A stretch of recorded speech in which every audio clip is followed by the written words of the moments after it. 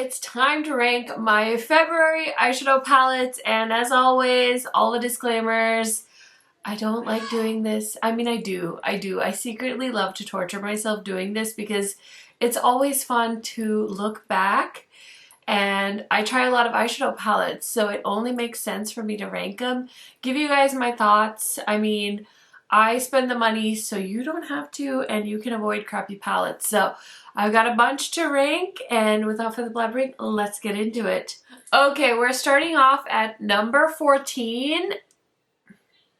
This pains me because this brand is very near and dear to my heart. It is the Sydney Grace Unveil palette. When you see everything else, you'll know why. I mean, I even have some neutral leaning palettes in this ranking that ranked a lot higher. I just feel like we've seen this before from Sydney Grace. This is a collaboration palette, so it's probably true to the creator. I haven't researched much, but I think she's a pro makeup artist and she specializes in bridal makeup. So for that reason, it makes sense. But have I seen this palette from Sydney Grace before? Yes, I have. And I think it's time for them to switch it up. I think it's time for them to switch it up. So that is why I'm ranking this at number 14. If you're looking for a solid everyday neutral palette, this is going to serve you well. But if you want to switch things up, then I might have some other suggestions for you as well. Okay, 13 and 12, it could have gone either which way because they're both pastel palettes and they're both ranking a little bit lower for the same reason. So in 13th place, I have the Beaute and Odin's Eye collaboration. Listen, I think this is totally true to Beaute's aesthetic. I am so happy for them that they got a second collaboration with Odin's Eye.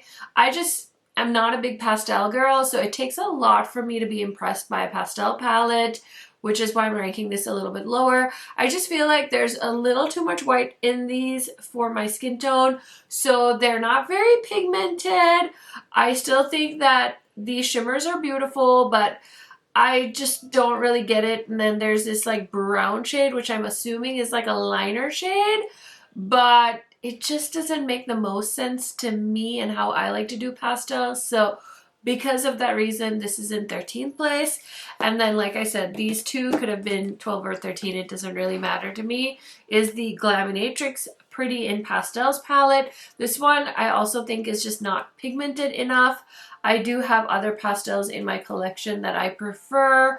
Now, I think that if I give this another chance with a white eyeshadow base, I might be able to get an even better eye look than the one I came up with for the video. So that is on my list of things to do, but I am a big fan of Glaminatrix, so I was a little bit shook that I ranked this one quite low, but you know, we just have to be honest with ourselves. One thing, I just don't love pastels to begin with, so it's already starting off at a disadvantage in my rankings. But the other thing is that I don't like pastels on myself, and that's a me problem. So if you love this palette, I say go for it.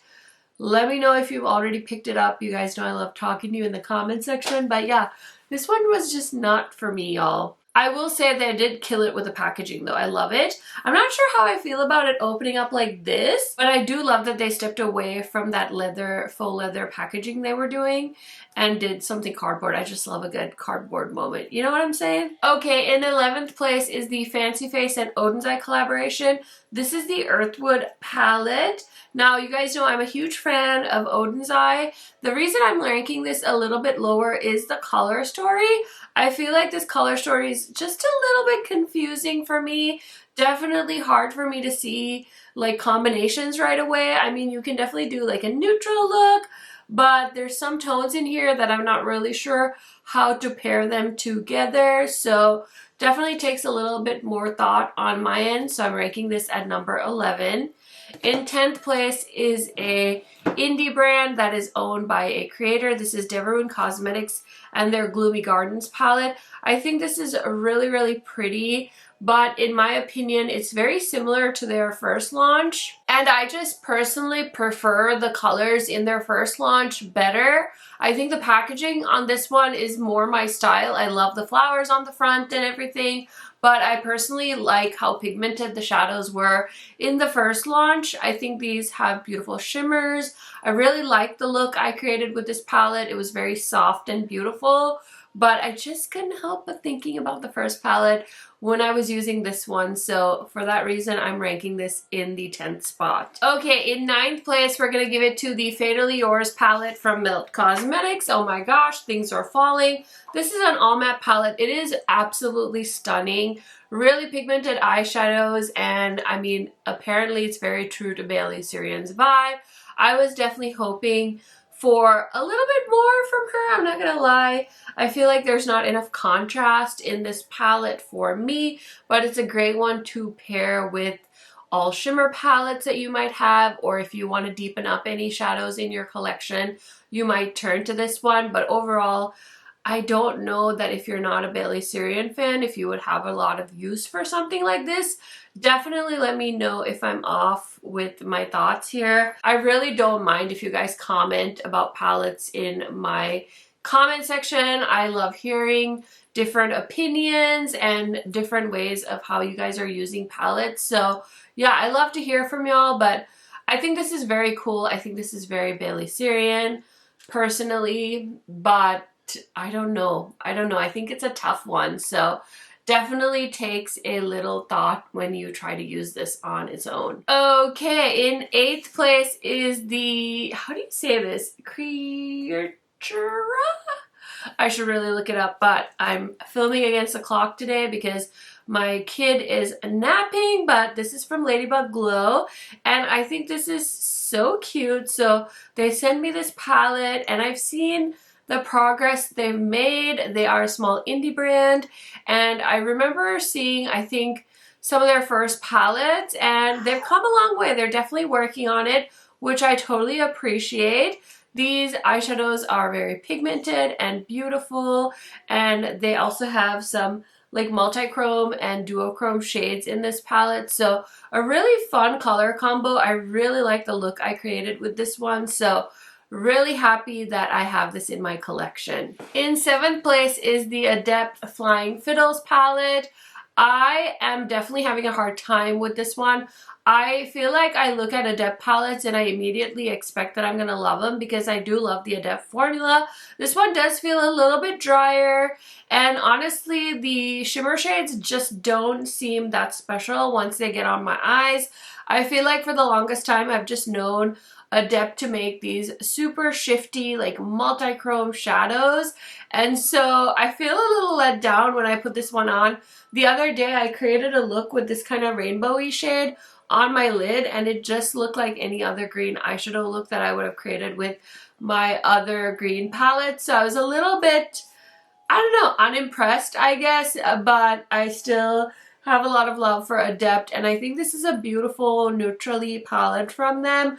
I did just purchase their new palette, which was almost like $90, I think, with shipping. Luckily, I found a 20% off code, so I'm very excited to try Cyborg Choir. I feel like I say that funny. Cyborg Choir. I'm excited to try it. But yeah, overall, I was just not that hyped about this palette. Like, I was really excited, and then I got it, and I tried it, and I was like, meh, it's all right, but it's still very, very pretty. Really nice, cohesive color story, and it is in 7th place. Okay, in 6th place is an oldie but a goodie. We have the Blend Money Leor palette. So I like to rank all the palettes, whether I tried them this year for the first time or they've been in my collection for a while. Any palette I use in a previous month, I pulled for this ranking video. So I did do a look with my Leor palette. You guys will see it eventually. I did also use a shade from the Trove, which is their multi-chrome little quad, but it didn't feel right to rank that, so I'm just using the Leor palette in this video. They are the signature gradient from Blend Bunny, and super, super pretty. I love her mattes. Her shimmers are stunning, so I had to give it the 6th spot. Okay, in 5th place is my favorite color story from the 3 legendary diverse around 2 collaborations that Odin's Eye did. So it's the collaboration palette with Annette and Odin's Eye. This is Mighty Monster, and I just really love these colors. You're gonna see the top 2 palettes in this ranking video also have the those similar grungy greens, those beautiful warm orange tones. I just can't help myself. A girl knows what she likes, and I really like the eye look I did with this palette. I think I used like these 3 mattes in the outer corner, and it just turned out so stunning. So I definitely think this is my favorite Odin's Eye palette from all 3 that they just launched. Okay, in 4th place is a small but mighty palette. This is the Wizard palette from Fantasy Cosmetica. Every time they launch a new palette, I feel like I'm like, this is my favorite. But I really like this one. It's so interesting. There's a really light shade, a really dark shade, some really pretty shimmer shades. And I love this twist because this is basically a monochromatic blue palette, but then they threw in these like buttery shades of like, I don't know, like a bone color almost. It has like a yellow undertone to it, so I guess it's like a pastel yellowy shade. And I just think that was such a fun twist to this palette. Really set it apart from my all blue palette. So I really love this palette. It is so gorgeous. So it might be my new favorite from Fantasy Cosmetica. And I really like this collection they did. I really like the perfume. And they also did like a highlighter slash blush palette. So if you haven't checked them out yet, highly recommend doing so. Okay, in 3rd place is the Charmer palette from Unearthly. So if you're still hoping to keep the mystery box a mystery, then go ahead and just X out this video because I don't want to spoil it for anyone. But in 3rd place, I did give it to the Unearthly Charmer palette.